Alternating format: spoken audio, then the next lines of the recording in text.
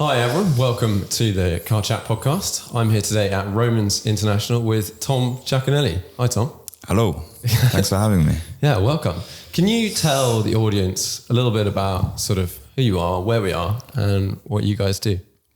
Yeah, so as I said, I'm Tom Jaconelli from Romans International. It's my family business. We are an independent dealership. We specialise in performance cars, supercars, the very sort of latest, the rarest, the most special cars, modern cars in the world. And that's, so we're based down in Banstead in Surrey. We're at the showroom today. So you've seen a lot of the stock that we've got. We are a sales only business and buy and sell. Where did it all kick off? So my father started the business back in 1994. He had already had a sort of lifetime in the industry. And he set up Romans as he was actually the manager of a Fiat dealership at the time, a very successful Fiat dealership, but he had more of a passion for sort of the Ferraris and stuff. So he set up a side business and actually started specializing in imports. And he was getting cars that you couldn't get in England and then getting them from Europe and places like that and then selling them for a premium over list, beat the waiting list. And so he sort of started doing that and then basically realized that was what he wanted to do and set up Romans to specialize in just very hard to get hold of cars. What sort of cars would that be at that time? So I guess early 90s, it would have been things like F40s, Testarossas. You know, I was a young kid at the time, so I don't know. I do obviously remember seeing them on the drive. We had F40s and F50s and things like that, just turning up on the drive. I didn't know an awful lot about them back then, but I just remember them. You were pretty small at the time. I was very small, yeah. So what, like back then, was it a bit like now, if you wanted to get a special Ferrari, you have to sort of be on the right list or whatever? Was it similar back then? I believe it was similar, yeah. I think now it's such a wider market. There's so many more people that want those cars. But I think back then it was a case of, you couldn't get one. And if you wanted one of the first, you had to pay over list to get it. And that's sort of what he specialized in. And we still do that today. It's not quite the same, I think, but yeah, I think that he helped start that whole thing, which I know not everyone loves, but it's the way of the game, unfortunately. It is the way of the game. And so you guys, we've got a lovely picture on your computer screen here of some of this sort of standard stock at Romans. Just a bunch out on the forecourt. mental stuff out on the forecourt. And I had a little look around before. I didn't realize actually how many cars you have at Romans. How many sort of cars are there on site at the moment? So we tend to stock between 40 to 50. We tend to always have a few hypercars in stock. We tend to have a bunch of sort of luxury SUVs, which we're actually quite short on at the moment. Then a sort of range of sort of what we call more normal performance cars. I think like 911s, RS6s, 488s. So that's our sort of bread and butter. But we like to have a range, but it's all very high quality, very much hand-picked, high spec cars. So what do you look for when you're someone wants to sell a car? Are you just like, okay, cool, right price, job done? No, we're very selective when it comes to what we buy. Spec is number one thing we look for. Certainly at the beginning of the process when we get offered a car, it's always what color is it? Obviously mileage is a big thing, but then it's get the spec sheet, let's look what it's got, see what it's missing, and then work out the price, work out whether we want it or not, and then work out what we think is the right price. But yeah, obviously across, we sell any brand. Obviously we specialize in certain ones, Porsche, Ferrari, Range Rover, probably our top three. But yeah, then it comes down to price and negotiations, and hopefully we get the car.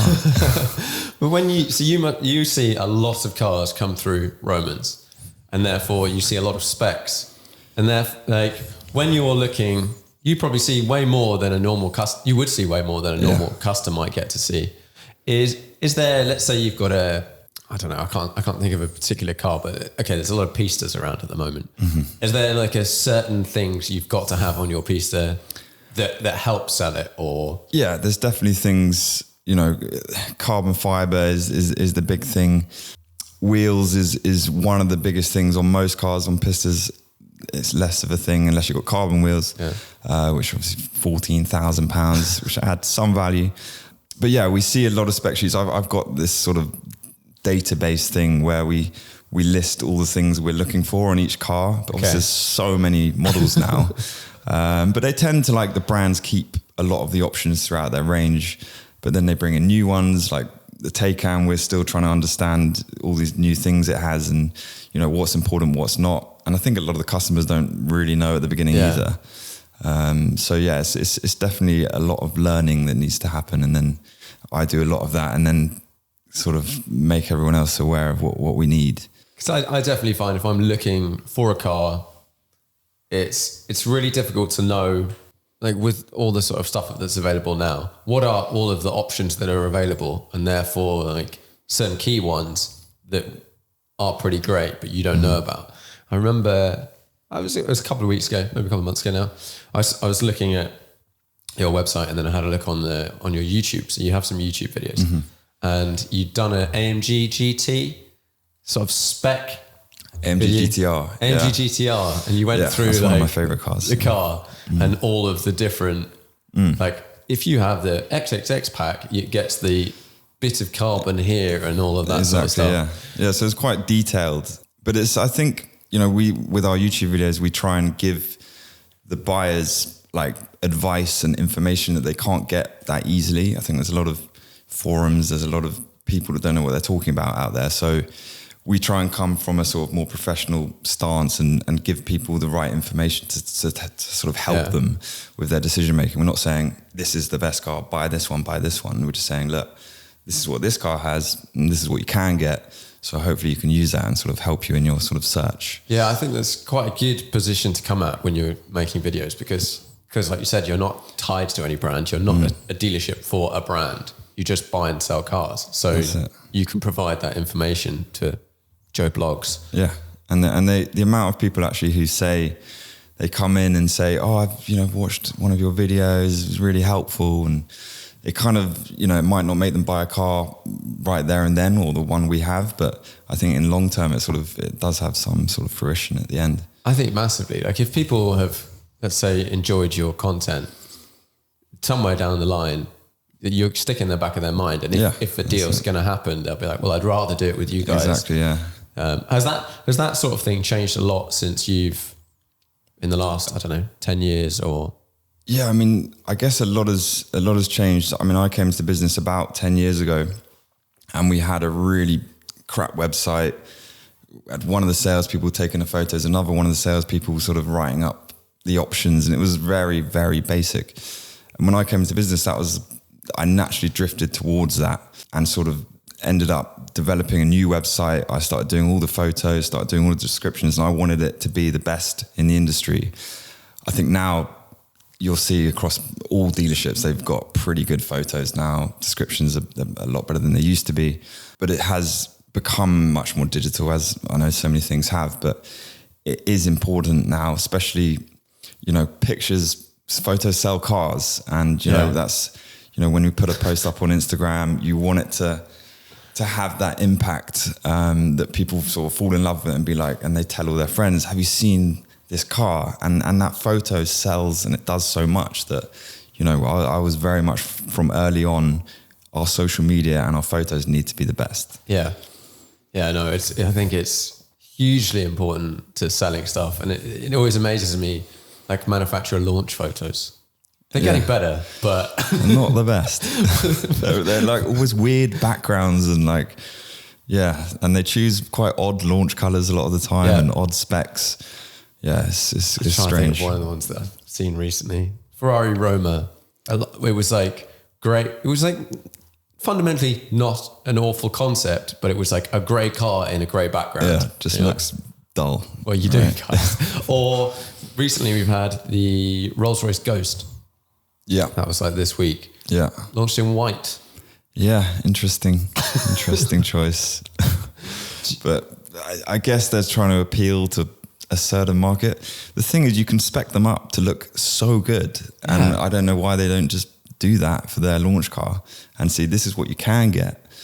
But yeah, for some reason they don't. And then weirdly, you get some customers who are like, no, I really want to have the launch spec. Yeah. And whether it's a McLaren 650 Spider that's in gold, and you see quite a few I know. of those. I think they think it would be more valuable because it was a launch car, which can sometimes work if it was a good launch colour. But a lot of the time they're like, yeah, I don't want the one that's in the launch photos. So yeah, that's awful.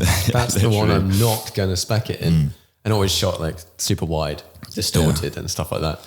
Are there any cars that the launch spec or the launch edition, we see a lot of launch editions. Yeah, that's become, first editions and launch editions have become a real big thing, haven't they? Which people do buy into that, and they do even secondhand. They sort of have that little bit of extra value. You know, AMG do the edition ones, and then I think Bentley do the first editions, and it just, people feel a bit more special when they have something with a plaque on it, basically. It doesn't really mean much. Well, I guess, is there some element in that where if it comes with a certain level of kit already on it, let's say you're buying a Range Rover, they have their sort of 3 or 4 packs, like default editions that they do. Trim levels. And if you buy the top one, it's not like you've bought a base spec Cayman and then added £20,000 of options. It's already got it. Yeah. Well, that's it. I think they combine options and make it a bit cheaper, I think, most of the time. But that's tends to be all it is. And it's, you know, you can spec it up just to be like the first edition. You just don't have the plaque. Yeah. You know what I mean? The plaque and a stripe or something. Yeah, exactly. I mean, sometimes they differentiate it and make it, you know, you can maybe have just those wheels. You could only get that on that edition. But most of the time it is just, they've just hand-picked a bunch of options and then said it's a special edition. Yeah, I think it really annoys me. Like, I quite like the idea of a 992 GTS, for example, but I know it's going to come with black wheels, and I don't like black wheels. Just as like a personal preference. Yeah, no, like, it's very much a GTS thing, isn't it? Black wheels. I mean, I like black wheels, but you must be able to, well, you can obviously repaint them. I don't think you can change the... Oh, from factory. You must be able to, on the configurator. I've definitely seen a couple of Targa GTSs with diamond cut or silver wheels, but yeah, I don't know. We don't really spec cars from new, so, but we can obviously always paint them. We do get quite a few people who end up, they buy the car from us and they said, I'll just paint the wheels black or paint the wheels grey or paint the wheels silver, which is very easily done. And, you know, we use someone that makes them like factory finish anyway, so. Same sort of thing. Yeah. Do you get any weird requests for after someone's bought a car, can you just do? Yeah, we get all sorts, but we tend not to get involved. We firstly like buying cars that are original and that haven't been messed around with, that haven't got aftermarket exhaust and certainly not tuned and things like that, because a lot of the time it voids the manufacturer's warranty, which is a nightmare. But we do get people asking us all sorts of stuff. They want to change the seats from leather to Alcantara, and we're like, that's quite a big job, actually. But there are obviously people that specialize in that, and, you know, putting Alcantara headlinings in or Starlight headliner into a Porsche, or, you know, we get ridiculous requests, but we just say, okay, here's a number. Just buy the car from us and then you can do what you like to it. But, you know, we tend not to want to buy those cars back if they've been messed around with. Yeah. So presumably, well, I know this for a fact from cars I've owned, you put stuff on and then when you're going to sell it, you take it all off again. Yeah, that's probably the best way to do it, to be honest. But one careful lady owner, all that, whatever. Never been in the rain. Never been in the rain. What's it been like during this whole coronavirus? Well, we're not in like a lockdown situation anymore, but people are allowed to come back. What's it been like for you guys during that period? Yeah, it's been interesting. Obviously, lockdown, we were closed. You know, there were still people trying to buy the old car, but it was pretty much dead. And obviously we were working from home, but the nice thing was it allowed me personally to work on some other areas of the business, which normally I never get time to do because day to day is just so hectic normally. So it allowed us to like build a couple of other areas of our business. We've got a finance brokerage that we put a bit of work into during lockdown. We've also just launched an online sort of e-commerce online store that sells sort of supercar related products, which we sort of developed during lockdown and have only just launched it. So that's a bit of fun for our social media followers, we get so many people that come in saying, oh, I can't afford to buy a car, but I'd love to buy something. Yeah. So we've just got a few fun things on there. What sort of things have you got on it?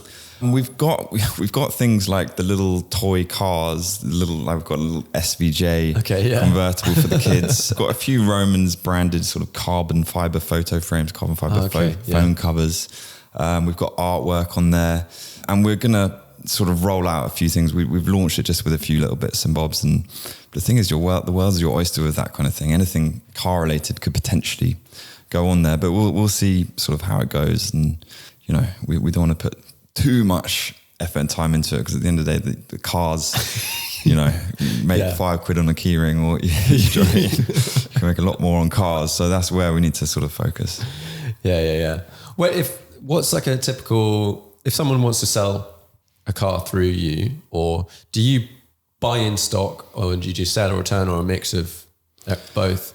Our first port of call is always to buy the car. We always, if there's a car we're willing to take on SOR, we always make an offer to buy the car, because we believe in sort of, if we're prepared to put our own money in the car, then it shows the customer that we believe in that car. And obviously it's just cleaner and easier, and we just prefer that process. But obviously SOR means, you can test the market a little bit higher, perhaps. You can work on a slightly smaller margin and get the customer back a better return. It doesn't always work out like that, because if the car doesn't sell and then the market drops, sometimes you end up with less than what we offered originally. But we like to be flexible, and we do end up taking some cars on sell or return, mainly because it's just to bridge the gap of what we were offering and what they want. But at the same time, there's lots of unrealistic people. There's so many cars we turn down and just say, you're crazy. Isn't like pretty much every seller a slightly unrealistic person? I know. I try not to ever ask, what do you want for the car? Because they'll just say as much as I can get. Yeah. So normally we just go in with close to our best offer. People always ask me those sorts of questions. Like, well, let's say that exactly. And they're like, oh, but how much would you like to pay for X? I'm like, nothing. Exactly. They're like, oh no, be realistic. I'm like, no, realistically, I would like to pay nothing. You need to come back with the next figure. That's the thing. And we say we can't be the buyer and the seller. When you make someone an offer and they're like, no, and then we're like, well, how much do you want? And they're like, just more. Yeah. And it's like, you need to sort of set your price a little bit so we can try and get closer. But yeah, it can be frustrating. I think out of every 10 cars I get offered, I know I'm probably only going to buy one, maybe two. Yeah. But a lot of people will then try and sell privately, or put it on SOR to a garage that says, oh, I'll work for nothing, sort of thing. And then they end up coming back and saying, yeah, I should have just taken your offer. Yeah. And it happens a lot. I think it's a tough one. When you're trying to sell something, obviously you want to make as much money or get back as much money as possible. But at the end of the day, you guys are a business. You've got this big site. You've got to make some money, and it's got to work. So you've got to come in with a bid. In terms of, let's say someone comes in with a Pista nowadays, is that still over? Or is it, that's like list? And you guys probably give them a bit less than that? If we were just, there's obviously two quite big differences. If we're going to just buy the car for stock, it's a different ballgame. So we're taking the risk, we're, investing our own money into it without anyone sort of, on our books for that car, in the hope that, when we put it on the market, we'll find someone. But you have to have, more margin to play with, because if the market drops, and on those cars, the market doesn't drop by a couple of grand, it drops by 10, 15 at one time. So if you thought you had 20 grand across the car, that could get wiped out very, very quickly. So you need a little bit more. Whereas if we've got someone lined up for the car, we're willing to just sort of flip it for a much smaller amount. So someone that came in with a Pista today, we've got a couple of people looking for certain specs of Pistas that we could probably return someone list. Over list would be probably pushing it. Whereas if we were buying it for stock, it would definitely be under list. Is that, so let's talk a little bit about that side of the market in general. Modern supercars. 2 years ago, you could buy a lot of modern supercars and in the first 3 months, maybe get more than your money back. And someone like you guys would be very happy to buy one just after it's come out. Yeah, we're happy to Julia oblige on this. But like, in that situation, well, one, how do you do people just offer you the cars? Do you get some from manufacturers? Or is it just always customers? It's always through private people. We never buy, unless it's genuinely for ourselves. Like my dad buys a few Ferraris for himself and keeps them. But they know us, all the main dealers know us. They know what we do. So they'll never sell direct. It's always through private clients. And that's, funnily enough, one of the things that comes up a lot when someone is coming to buy one from us over list. They think we've paid list. Whereas a lot of the time we've given, over list to get the car. They think, oh, come on, this can't be 50 grand over list. And you might have paid list, but you're like, yeah, but I've got it and you don't. Exactly. Often they're very hard to get hold of, there's long waiting lists, but it's not what it was a couple of years ago. As you said, you were pretty much guaranteed 2 or 3 years ago, if you bought a limited edition car, you're going to make money. Whereas now it's a much riskier game. Yeah. I've got a couple of friends, or one friend that sticks in my mind at the moment, who was like, I'll just put my name down for all of the cool, inverted commas, stuff that's coming out and then try and shift it on afterwards. And yeah, probably 2 years ago, I think the last one was maybe a Performante or something like that. We got burnt. He managed to move it on to someone. I don't think it wasn't you guys. Okay. And then like a week later, the prices of them dropped by like 40 grand or something. Yeah. Lamborghinis are definitely a risky one. SVJs, you looked at the SV and thought SVJ is just a no-brainer. But look at them today, they're like 80, 90 grand behind list. I mean, that's, if you bought it to speculate, that was pretty expensive move. Yeah, I was talking to someone recently who had an SVJ that he'd bought, lived in the Far East, and he'd bought it from Switzerland and imported it to Dubai. Okay. And that's how you create the most expensive car in the world. It seems like you pay taxes a couple of times, one of them in Switzerland. And he's like, I want to get out of this car. It cost me, it was like 500,000 euros or something for a left-hand drive SVJ. And you're like, mate, that's crazy. And he hadn't driven it. You're like, dude, first of all, like, that's the worst when you haven't even driven it. You're in a really unfortunate situation here, but like you haven't driven it, so you clearly didn't want it. Like either you should start driving it because it's going to cost you a lot of money. Like what is right now? Is there anything that's over list? Yeah, there's still quite a few. I know a lot of people say, oh, the premium market's dead, but there is still quite a few cars selling for over list. They're just not what they were. I mean, there's things like the Speedster, you still would have to pay over list for. Even the Taycans have been selling over list, and that's pretty much a mass-produced car. So the Porsches tend to do better than most. I think they price their cars to begin with quite sensibly. Speedster was quite expensive though, wasn't it? Speedster was, it was a big jump from what the RSs were. But they, I think just being a manual as the last of the 991s, I think they just sort of captured the imagination a bit better. Have you had a few Speedsters coming through? We've had a few, but as I was saying before, everyone, when they have one of these, they've got it in their head, a figure of high numbers, which I think now you actually look how many are for sale, there's actually quite a few. Yeah. And they're coming down. So, it's a moving market. They move down quick. So there's always a short window where they're going to make top money. And normally that's the very first handful of cars. They can go for their spec well. Yeah, if they're the right spec. The heritage editions for the Speedster were making massive money, mainly because a lot of them were being exported. And I think in places like Thailand, they didn't get the heritage. So they were paying, having a VAT qualifying car meant you could earn an absolute fortune selling a Speedster. Yeah, it's interesting. I remember GT2 RSs. Now, I think that was possibly about the time when things were starting to change. Yeah. And when they first came out, they were just mind-boggling money. Because as a car, they were sort of 240. Yeah, something 240, like that. 250. And then the first couple of cars, I think, were like over 500. And you're just like, what? Someone's willing to pay that much?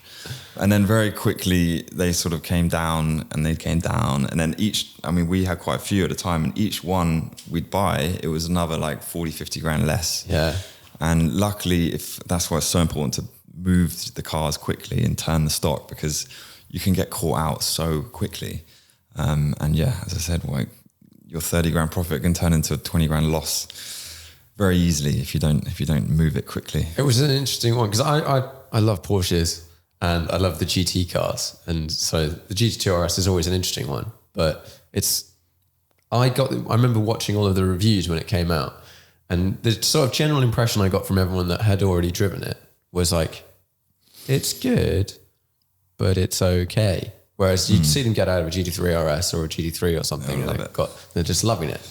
And then, funnily enough, 6 months later, every single person that had bought a GT2 RS, not everyone obviously, but like there's like 20 for sale. Yeah. All like over lists. You're like, okay, yeah, these are coming down. And that's the thing. I think money often talks. I think you buy the car with the best intentions of, this is going to be my baby, I'm going to keep it for years. And then someone comes and offers you like 100 grand more than you paid. And you're like, actually, that's quite tempting. No, and I think like you can't knock those people, because if you like, I 100%, I had a Cayman GT4. I wanted the car, but at the time when I got it, someone was like, I'll give you 10 grand more than you paid for the car. And you're like, okay, see you, thank you. That was great. That's the thing. But like, free from capital gains tax. It's straight in your bank. And you go, everyone, all these sort of, speculators and stuff get a lot of shit from the people like, yeah, but I want to drive it. And you're like, okay, I get it. But if someone offers you one, you're going to take it. Yeah. Like it's free money. That's the thing. It's difficult. And it's a similar thing when it comes to when keeping your mileage down. I mean, the amount of cars we put up on social media that have done such low mileage, and you often get a barrage of people, just saying, I can't believe it, this should be driven, this should be driven. And it's like, but first of all, a lot of these people have multiple cars, so they'll drive their Range Rover and do 20,000 miles in that, but then, their Enzo or their GT3 RS, for example, that's going to get used once in every few months at most. And obviously they're preserving the value, but I don't know. I think it's just normal. I think, everyone's not a pure driving enthusiast that buy these cars. There's people that just like buying cars. There's people that like looking at cars. There's people that like starting them up. Yeah. They're not all absolute petrol heads. Do you know what I mean? And you have to have your sensible head on at some point in time. You go, okay, I've bought this car. It's worth X. I could drive it. And yeah, if you've got 5, 6, 7, 8, 9, 10 cars, you can't drive them all very often, and you can't drive them all very far. And if someone says, okay, if you drive that car 5,000 miles over 3 years, it's going to half in value. Exactly. Like, whoa, okay, that's I quite think I'll stick to the Range Rover. Yeah, it's a tricky one. So I want to have a little, low mileage cars. You have had some really, you were saying you had was it an Enzo that had 200 miles on it? Yeah, 200 miles. Recently. That's special car. But that's what people want. The very top of the tree, the people just want the best. And the best, unfortunately, is the one with the lowest mileage, the one that's most preserved and it's most collectible. So, keeping those cars lower mileage is very important for those kind of people. And we have a lot of clients on our books that are like that. So we look for those cars. We specifically, when a car comes to us with very low mileage, we're like, great car, we want it. Whereas a car comes to us with 40,000 miles, we're like, it's just a car. Like, it's not for us. Yeah, our clients. And when you get to these values of cars, you totally see, and I know someone that buys two. It's like, I want the 200 mile one, and then I'll buy one with 20,000 miles, and that's the one I will drive tons. Yeah, it's actually quite a good way of doing it. We had that with TDF. Customer bought 2 TDFs, and he said, I'll have one for driving, one for collecting. Yeah.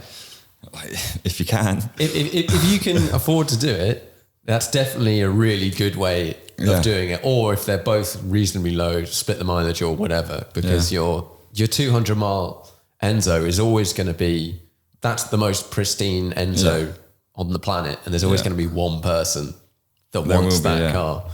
And then they will pay, genuinely pay a lot more than they would pay for a car with a few thousand miles on it. Yeah. And if you buy like those cars now, the iconic Ferraris, I don't see them going down anyway but up, especially sort of F40, F50, Enzo. Yeah, I think in this, the future is obviously electric, and I think we're gonna, as we get closer to that date, is it 2035? 30 something? Yeah, something like that. As we get later on in this decade, I think there's going to be another sort of surge as people sort of catch on to, then they're going to stop making these any petrol cars, and they will all become twice as collectible as they are even today, I think, because they will have completely stopped making them. So, with a long-term view, there's a lot of good buys around, I think. But I think it will take a few years to people to really actually catch on for the values actually to go up. I don't think they're going to go up in the next sort of 2 to 3 years, maybe 5 to 10. Yeah, because you look at these cars now and they're all, they were expensive 5 years ago, but you look at them now and you're like, okay, this is a lot of money for a car. And that's always the case, isn't it? You always look at it and go, oh yeah, you have a 997 GT2 RS outside. And I said, the last time I looked at one in a shop window, it was like 200 grand. And I think the one you've got is 4 something. Yeah. Quite low mileage. Yeah, it's only done, I think, 1,500 miles or something, and it's limited edition, manual, GT2 RS. It is a special car, but yeah, anyone that looked at it 5 years ago, it now looks a fortune.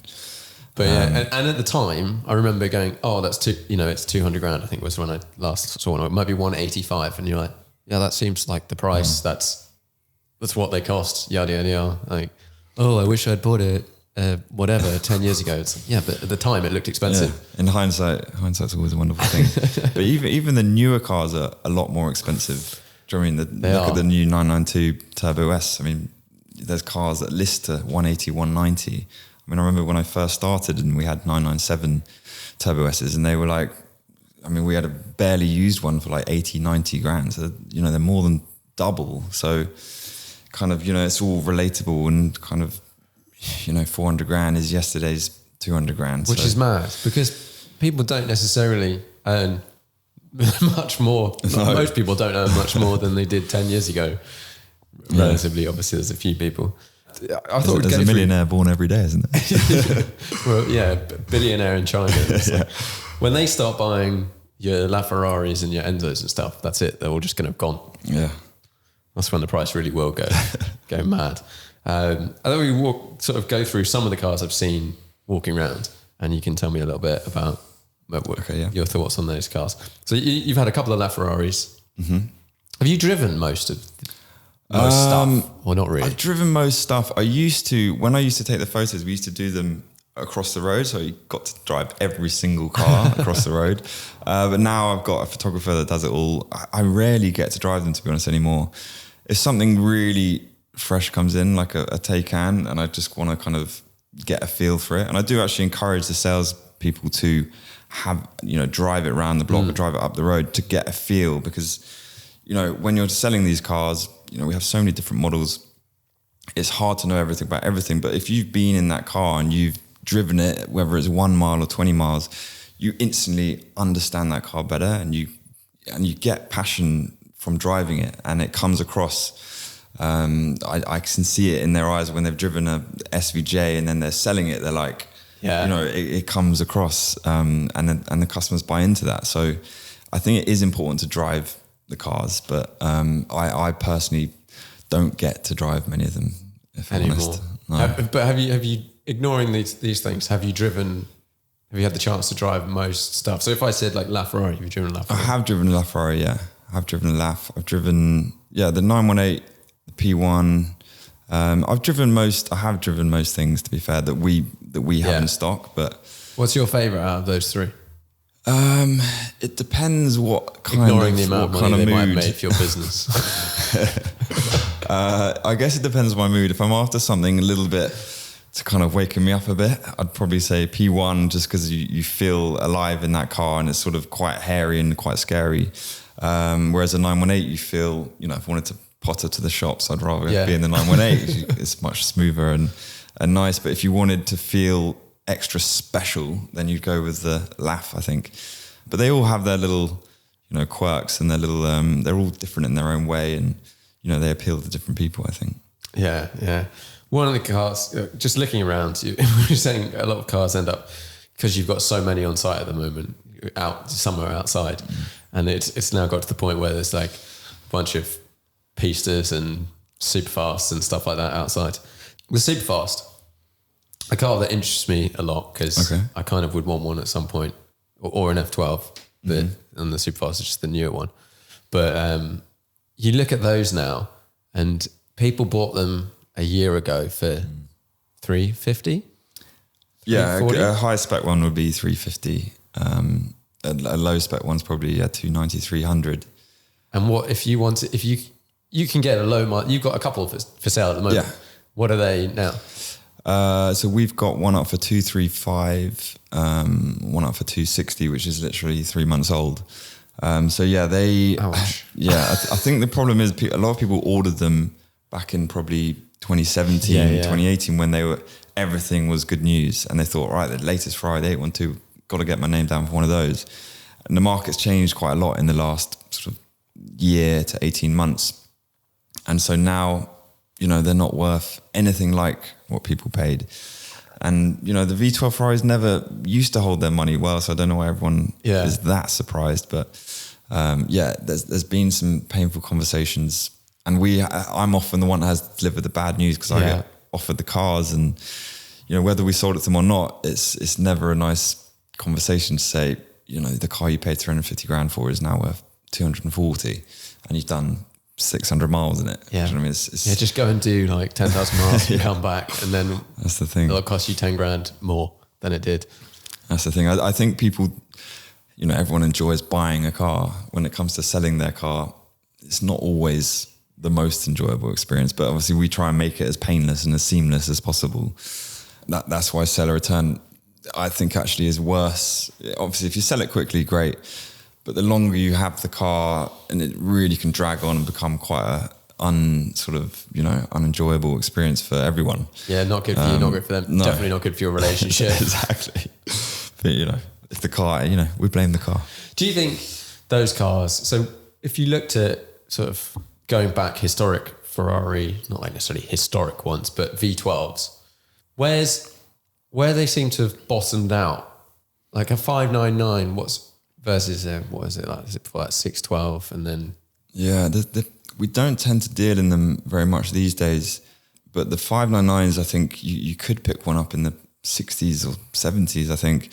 I think they've been like that for a while, though, haven't they? Yeah, but there's such a big variation of, a low mileage HETE is still 120, 130 grand, and then the bog standard entry level 599s 60, 70 grand. So it's quite a big variation in which one you go for. But I mean, for 60 grand, a 599 sounds like so much car. Yeah. Right? And an F12 is 140. Yeah, 140. I think there's some high mileage ones for a little bit less. But I think that's a great car for that money. I don't think there's much better. V12 Ferrari, and an F12 is such a good car. That's it. It's the one that I keep looking at and going, if I got rid of something, I would love the 140,000, 130,000 pound V12, reasonably new, possibly still with service and warranty. You're like, that's the one. That's just a great It is a great buy. It is. Yeah. And then your 812, they're 230. Yeah, something like that. They're coming 240. down every week. Every week they're sort of another 5 grand less. But it's one of those things. Do you want the latest? There's always a certain thing of having the latest model is. It's just a nice thing to feel, isn't it? It's kind of like, I've got the latest Ferrari. Whereas an F12 appeals to slightly different, because it's still a great car. Yeah, it's not the latest thing, but do you really care? And it's still, at that age, I think we also have that point where there's cars that came out around the sort of 2010 onwards-ish era that feel really quite, not if you get in the literally latest, greatest, but they feel quite modern in a sense.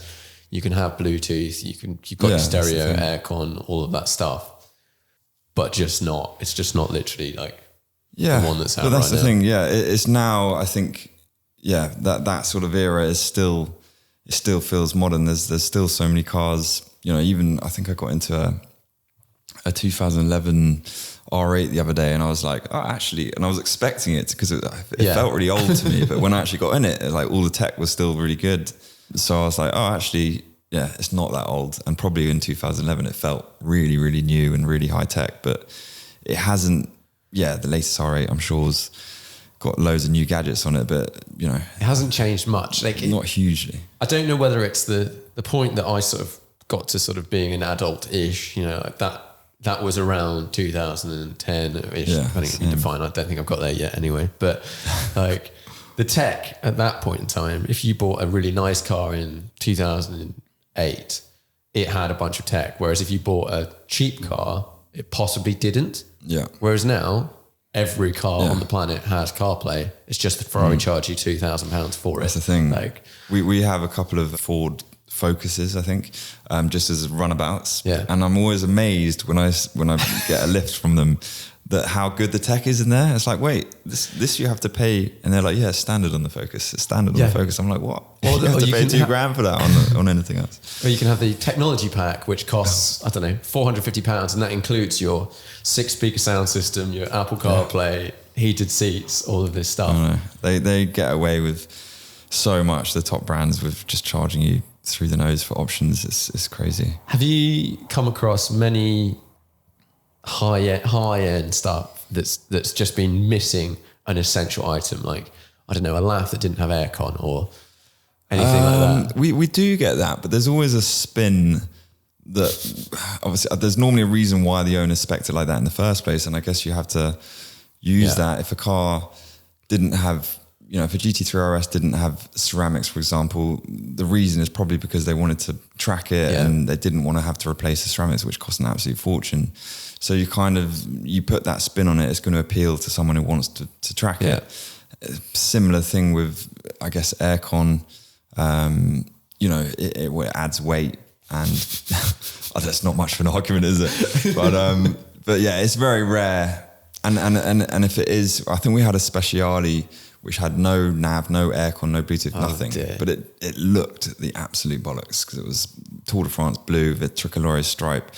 And the guy just didn't care. He's just like fallen in love with the way it looks. And just 2 months later, he's like, yeah, but it's really hot inside.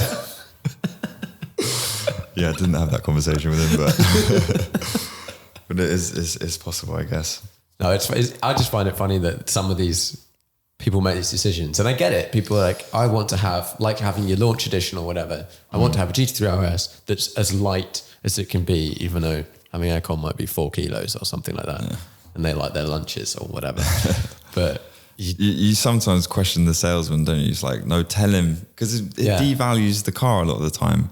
You know, sometimes if you don't spec parking sensors on a big car or a rear camera, you're like, why on earth didn't you spec that? It's like £300-400, and you think, you kind of blame the salesman at the main dealer, thinking, why didn't you just tell him to get that? Because it's, you know, it's what everyone wants, and it adds £300 to the list price, but it's going to cost him probably $1,000 or $2,000 when he comes to sell it. So, you know. Yeah, it's tricky, that one, because there's definitely, I always remember hearing stories of salesmen being like, oh, you should get it in grey because it sells really well. And like this sort of whatever. I don't know whether anyone actually says that anymore, but like that's just not true. Like, yes, statistically, maybe more black and grey cars are sold than your blue or yellow or whatever. But I'm sure if you had actually, you can give me an example. So something that's probably a bit on the edge is like a laugh. Mm-hmm. If it was, let's say, blue TDF from factory or Rosso Corsa, is one going to be worth more than the other? Or yeah, I would say so. I'd say the TDF blue would be worth more. Yeah. But it changes depending on the model. So something that's rare, like a laugh, and it's a limited edition, the more unique, the better. Whereas on a more run-of-the-mill car, sometimes the more unique, the worse, because it means there's such a lesser audience for it. Yeah. You know, a Range Rover that's black with black, it's going to sell all day long. There's such a wide market for it. And we would probably give more money for a black with black. Okay. If you get a silver with purple leather, we would devalue that car instantly. But if it was like dark green with a tan interior. Yeah, I mean, my dad's a huge green car fan. Every car he has at the moment is green. So he would definitely buy into that, and he'd want to give top money for it.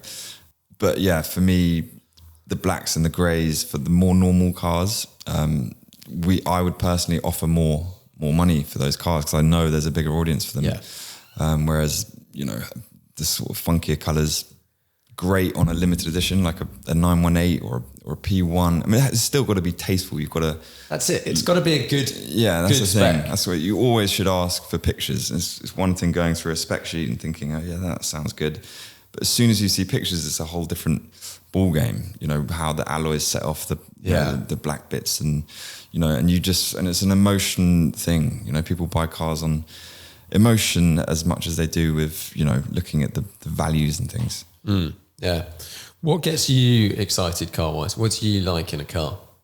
For me, it's the noise. I mean, it is, for me, first impressions are, how does the spec look? So do I like the way the car looks? And then for me, what I drive, I'm a big sound guy. So I like V8s, I like the noise. And how it makes you feel when you're behind the wheel. I'm not a huge track day man. I'm not, obviously I want a car that drives nicely, but I actually care more about sort of how everything works. I want the sound system to be good. I want the tech to all be good. I want it to sound good and look good. Hence C63. C63 ticks all those boxes, right? Whereas a purist driving car, yeah, I'd love to do a track day in one of those, but I personally wouldn't choose a car like that for my own sort of daily car. But you know, everyone's different, right? But yeah. So if you had let's say you've got your two cars, you've got a normal cruise around. Okay, if you had no budget, what would be your daily? If I had no budget, I'd probably just choose something like a Zonda because it's just absolutely crazy. And that car visually for me is I think the best looking car of all time. Okay, right. Let's be specific then. Which iteration of Zonda? When the first day I actually started just on Saturdays just helping out. And we had a Zonda F Club Sport right-hand drive in the showroom. And I'd never ever seen one before. And I was just like, what is this thing? And was that the carbon one? No, it wasn't a carbon one. It was just black. Yeah. It was just black and black with black. And I was just mesmerized by this thing because I only ever really saw the cars when my dad would leave them in the driveway, and I'd sort of have a look, be like, oh yeah, that looks cool. And I was pretty blasé about it. But when I actually started working here, it kind of regained my passion for these cars and the design and, you know, how they're put together. And the Zonda was the one car that sort of it kind of blew my mind. And it's kept in my heart since then. So that for me, I don't think I have driven one, but yeah, probably not the most practical car, obviously. But have you bought and sold quite a few then? We've bought and sold a few, more so before I was here actually, because I think they came out in, was it 04? I don't actually know. 05, somewhere around then. And I think we did quite a few back then. But recently, I mean, it's one of the only cars that's just completely gone bananas on values over the last couple of years. So they're now sort of between 3 and 5 million. Really? Yeah. I remember the car we had when I started was 850 grand. And it struggled to sell. I was like, how is no one buying this thing? And now it's just it's gone crazy. It used to be, I don't know what it still is. It's still like way up there of me of just cars of all time in terms of, I've never driven one, but for the last, if you'd asked me 3 years ago and then 5 years before that, what's the car? I would be like Zonda F or something like that. And just, I would have one of those and I will keep it for 20 years and I will sell it in 20 years for like 20 million. We probably won't be far off. Which is probably very true. Like it's possibly, I don't know, the sort of F1 of the next. Yeah, I think so.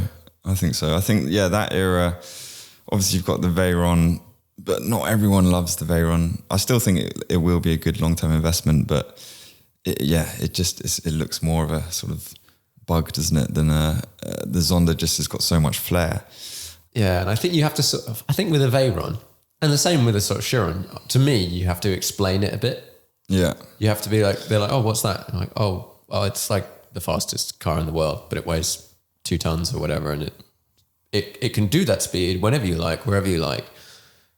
But as someone that's driven light cars and races some light cars and stuff, it just doesn't. It doesn't tend to appeal to the sort of purists and driving enthusiasts. It's very much a thing. Is this actually so nice to drive because you can drive it like a Bentley at low speeds. But I think it tended to attract early on this sort of market of people that just want flash and bling, and it kind of put people off. Whereas I think now it's moved into more of a sort of modern classic. And possibly the Chiron is maybe the more sort of blingy car, and the Veyrons. It's now, I think when I see one now, it does look dated to a little bit, but it still feels special. It feels like that's a history maker. That's, that's blew the record books, that changed the game. And it's sort of, you buy into that sort of, the sort of collectability and the history of the car more than sort of how it looks, I think. Yeah, and I think if you were picking iconic cars from the last 20 years or something like that, the Veyron has to be in there because it was a game changer of what it is. And it's like a VW project that will just deliver that insane performance every day.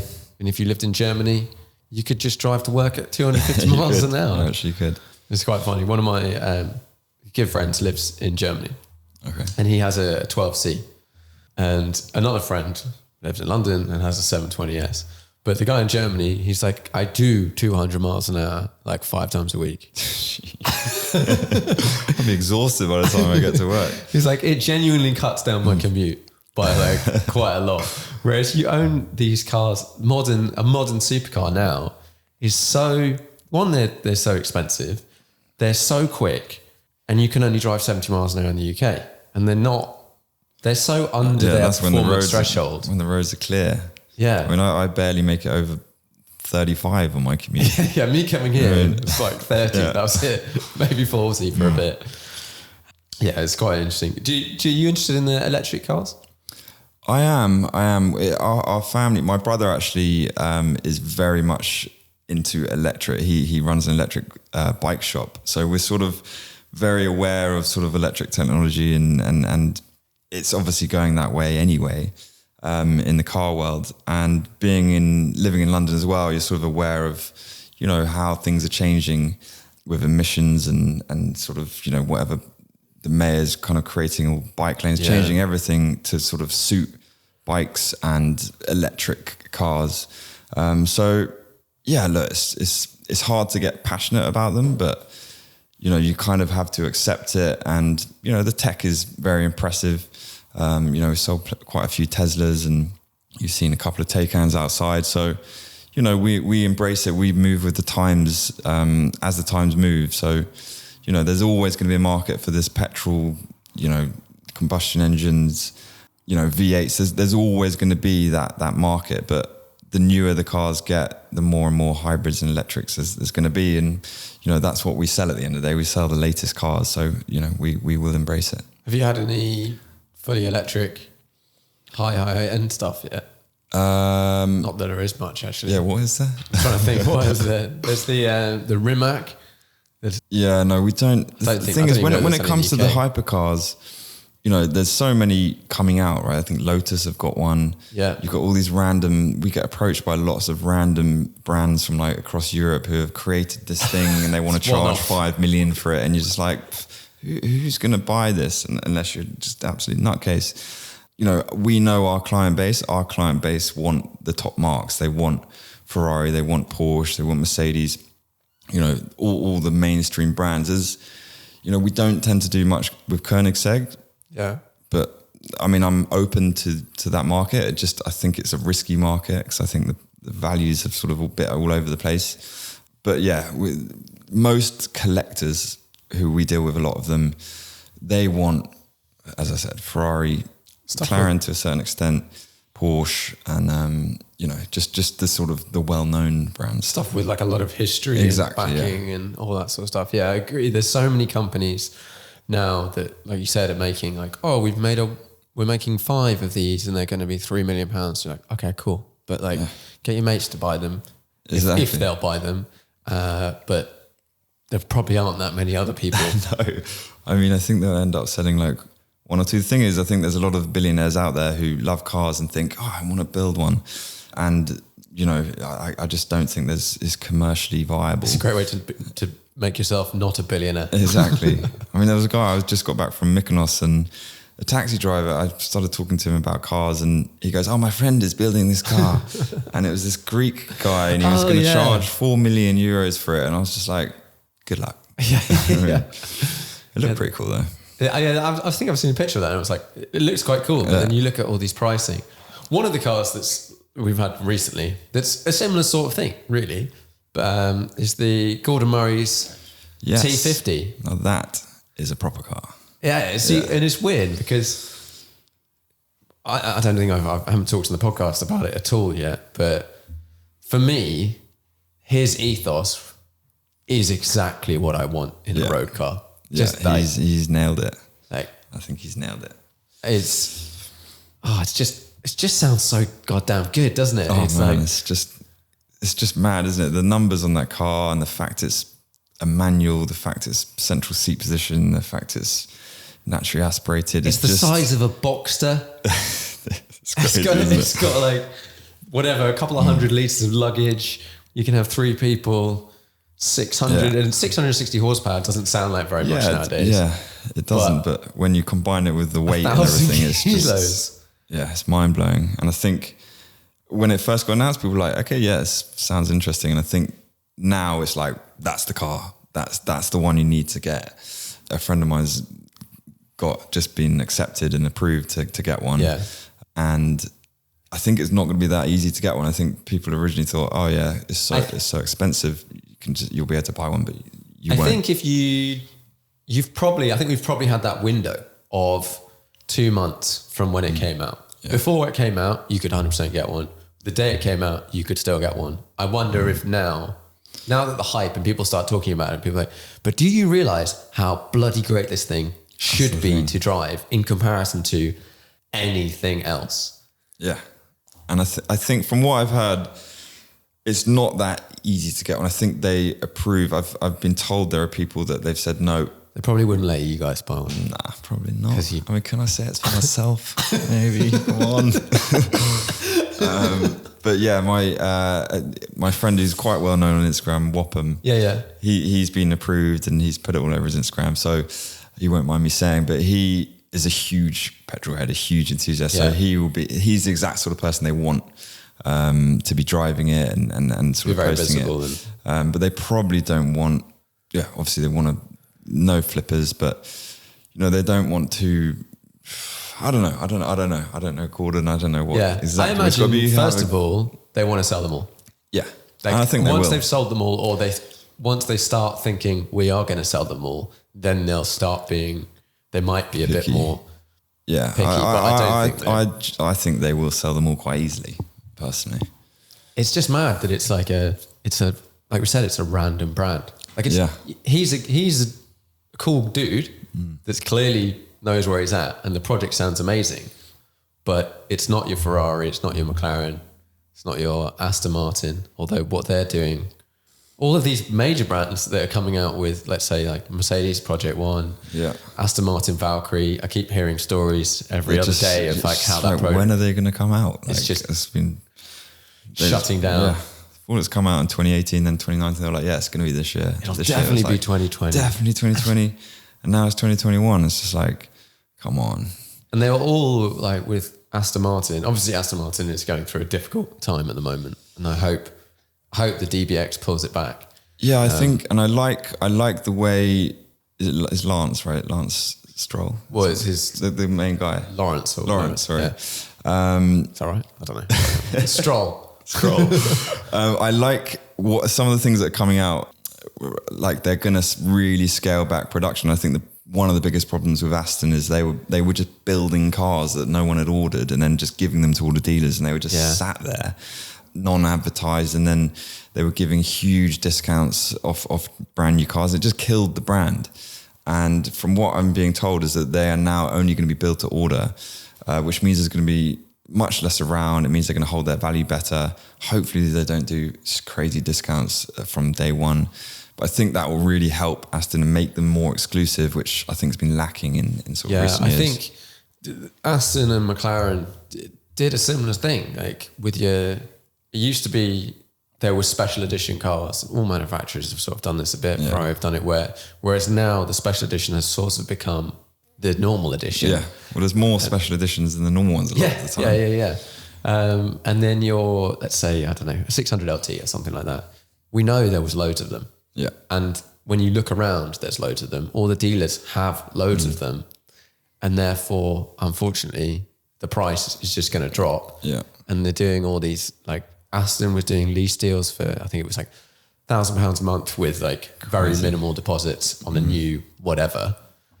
It's a very appealing deal, isn't it? It is a very appealing deal. But then all these cars will come back to the dealership at the end of their 3 years because they're like, well, obviously it's coming back to you guys. And they're massively upside down on a lot of these cars. That's the thing. Yeah, I'm quite concerned about McLaren and how they, because those deals are unsustainable. You know, what was it? Yeah, £1,000 deposit. It was barely any a month. And then the depreciation of the car was so huge that they're taking it back into stock. Yeah, they're immediately upside down by like 50 grand or something. Yeah, they can't continue with that. So I think their thing is like just build loads more cars, sell loads more cars. And just like, that just sounds like it's, It's that thing like companies nowadays. It's like, especially if you're listed, you've got to get bigger and bigger and bigger and bigger and bigger and bigger. But it just doesn't work. Like we're sort of getting there. All of them, Ferrari, everyone, just making so many cars. It's just turnover. They just want. What's the phrase? Turnovers for vanity, profits for sanity. And I think that's Well, unfortunately, Ferrari seem to be starting to go that way a little bit because they're on the stock market and because they've got lots of shareholders who want money. But hopefully they maintain some of that sort of, especially with the Halo cars, they only come out once every 10 years. Please don't let them start halving that life cycle because they are, they're only, some of them normal models are like 3-4 years and then they're replaced. Yeah. And it's like, oh, I just bought that. Like, if you bought it a year, when it's a year old and it gets replaced, or you bought it, whatever, 720S and you've unfortunately lost like 100 grand in a year. Like I remember maybe 6-7 years ago, if you'd bought a 458, you could drive it for a year and it might cost you 10 grand or something like that. And there are a lot of Ferraris that you could probably still just about do that. And maybe, older ones. Older ones.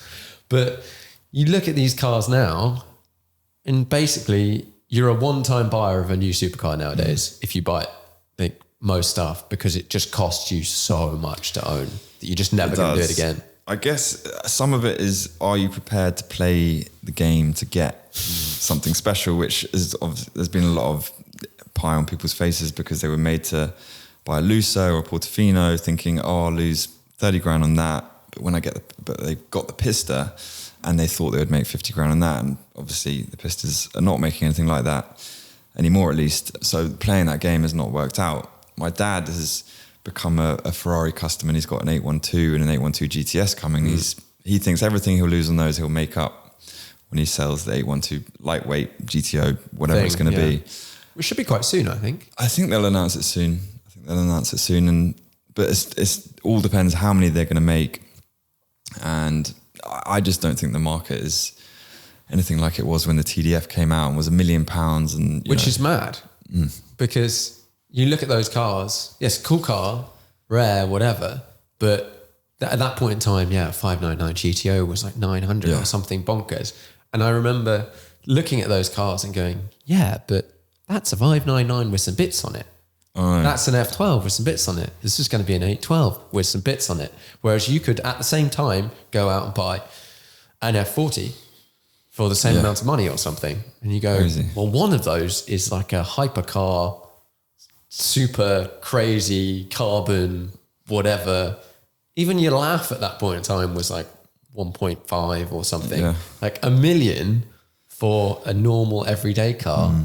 I don't know. I mean, the TDF is special. It is cool. It is special, but it's I guess there's one way of looking at it. Yeah, it is an F12 with bits on, but it's with Ferrari, you buy into so much more, don't you? You buy into the history, the heritage, the limited editions they're going to be worth something. So, but yeah, I get it when it's the new latest greatest. Yeah, there's a swell at that point in time, but like with people, my sort of close-ish group of friends, I think most people are now they're starting to look back because they've realized all these new cars, they're great, but like they're all very similar. They're all turbocharged, blah, blah, blah, blah, blah, blah, blah. Same. And they look back and go, what was a cool car from the last 20 years that was legit, and are starting to go and pick up those things. Yeah.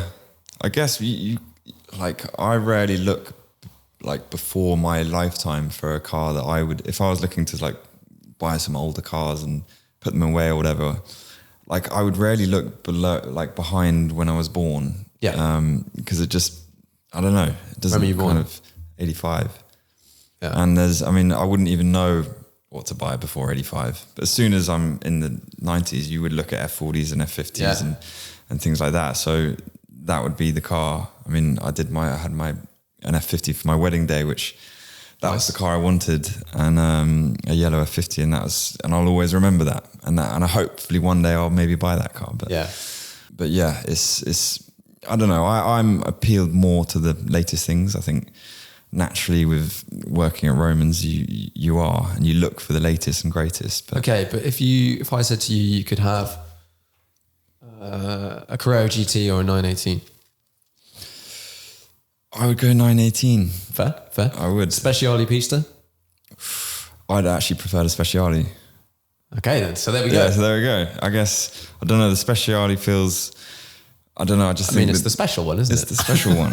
It's the special one. And I like the fact, obviously, naturally aspirated helps, but the look of it, I think I prefer. But that is close. It's close. But there you go. There is an example of a car. And the ones I'm talking about are exactly between 2000 and now or whatever. Okay, right. Or like, we might look at like a SLS Black Series or something. It's like actually was quite special at its time or something. That is actually one of my all-time favorites as well. SLS Black, isn't it? yeah. And the C63 Black. Yes. Yeah, I've had a couple of those. Great for doing burnouts. Never. That's just trying to park. They just light it up. Right, well, I normally wrap these up with 5 questions. Okay. So here we go. Do you have a most memorable driving trip or journey? Most memorable driving trip. I've got a few. I mean, the one that is only because it's the most recent was a lot of fun. We did a trip only a few weeks ago where we all met here. We had loads of our customers here, like 20, 30 of them. And we did a convoy drive to Goodwood where we then watched Rush, the film about James Hunt. And James Hunt's son, Tom Hunt, is a very, very good friend of mine. He led the convoy in a Datsun, which was like from that era. And this little Datsun up front with like Pistas and SVs and all sorts behind. That was pretty memorable. And also a very good film. Yeah, that's a good film. Cool. Right, 5-car garage. Unlimited value, got to fit into your life. Okay, a couple of them I would have already mentioned would be the Zonda F, the SLS Black. I'd have to have a C63 in there somewhere. I really like the Targa GTS. I know we've got 2 of them in stock, which is, I'm not trying to promote them for that reason, but I genuinely think they're but they are available in the website. 94, 950. But I actually love that car. And I'm not a huge 911 Porsche guy, but just for some reason that car just does it for me. Cool. Hold their value very well as well. Yeah, they do actually. One more. What am I missing? Do I have a Ferrari? I don't have a Ferrari now. You don't have a Ferrari. I'd probably have a black Laff. I just like the Laff. I'd actually probably have the coupe.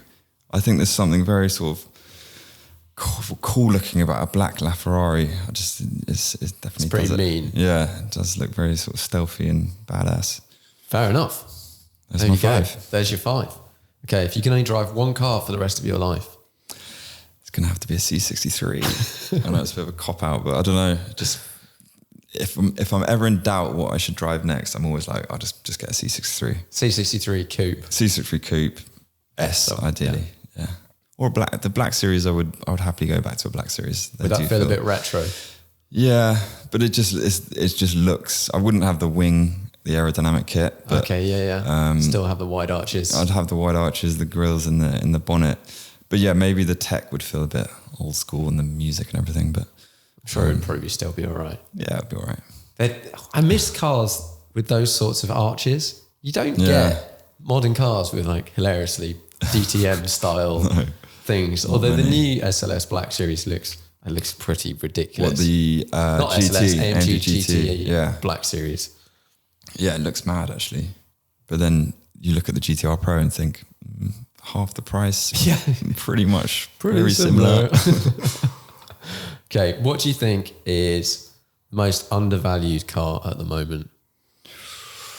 What do you think is going to go up? Or That's a good question. Simply cheap? What is undervalued? I mean, I always think the veyrons are undervalued, but what's a veyron at the moment? I mean, you can get. What's the spread? I mean, you can. An entry level veyron today is probably between 800 and 900.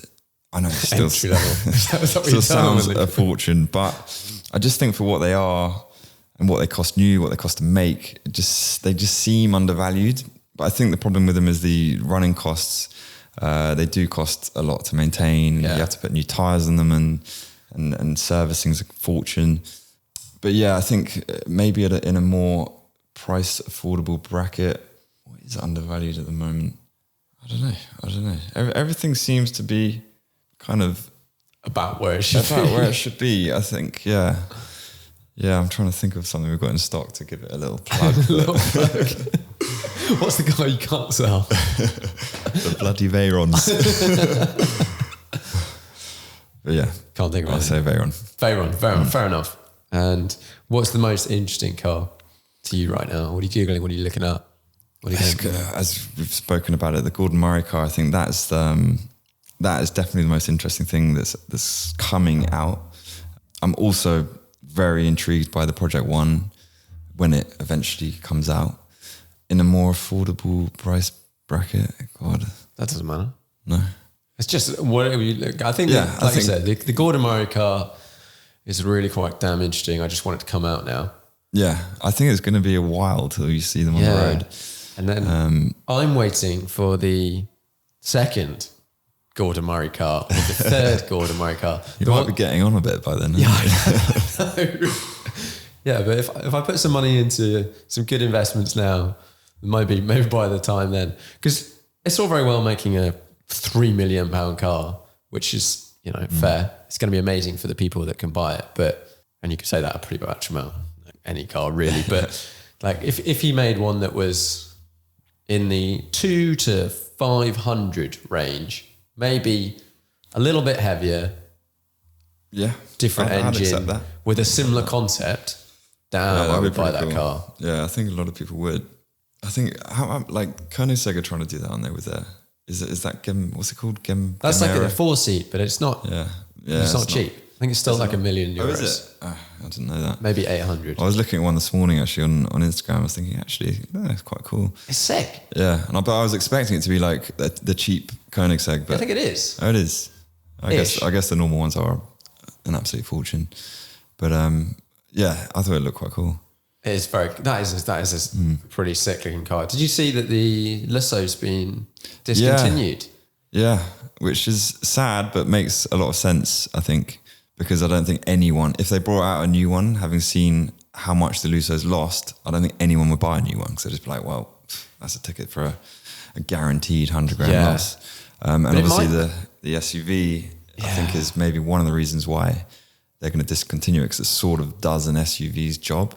Yeah, maybe, but it does mean maybe your Lusso might flatten off because there's nothing else. No, there's nothing else like that.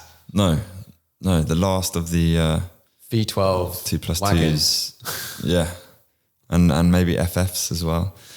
Yeah, it could be. I hope that's not the end of that sort of model range forever, but because I've always actually liked the Lussos and the FFs, but. They're pretty sick cars. Yeah, they sort of do expensive, everything. but they're like, as the ultimate daily family type car, you can't beat that. Yeah, for Ferrari, I mean, yeah, it's the all rounder, isn't it? And I guess is it called the Puro Sang? Is that what the Ferrari are calling their SUV, or is that just? Oh, I don't know. Maybe they haven't announced it yet, but I think you'd like to think it's a bit of a sellout, but it's gonna sell by the bucket loads. It's gonna be But maybe very, very if they sell a lot of those, like for example, same with Aston Martin, if they can sell a ton of the SUV, which I hope they do, not because I have some shares in Aston Martin, but like, how's that done for you? But like if Ferrari do the same, they make a ton of SUVs, they say we're going to make as many as you want, and then they scale back their road cars a little bit so that they get a bit more difficult to get hold of. Yeah, I think that would, or the other road cars, then we might be able to buy these cars and not just take a bath. Yeah. Because like an 812 GTS just sounds like the sickest car ever, but it also sounds, I was talking risky to one of the salespeople the other day, and we were going to go for a drive in it, and he was like, you know, do you want to order one? I was like, I'll just wait a year, mate. He's like, yeah, fair. That's the thing. we've actually had people contact us saying, I've got a GTS on order. Shall I cancel it? Because I think I'll just buy one off you in like a year's time when they're 50, 60 grand on the list. We're like, that's probably a wise move. Yeah, because we're not paying over list for it. Just FYI. Are not.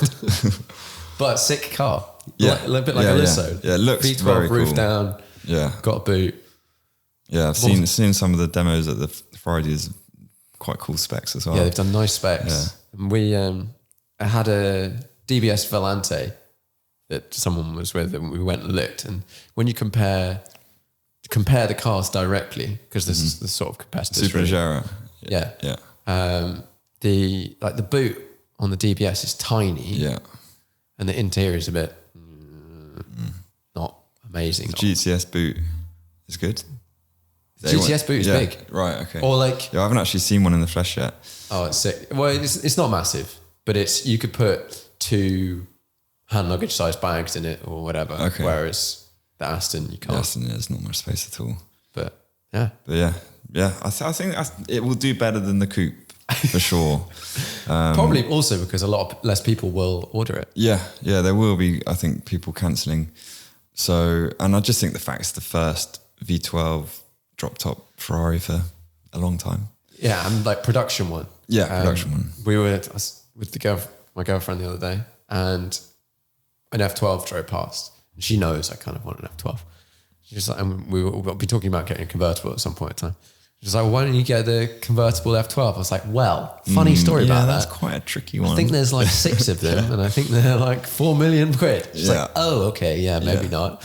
Yeah, so I'm surprised they never actually made a production version of that, but they didn't, and they didn't do the ones they made, the Super America or whatever. Yeah. Was that a 575?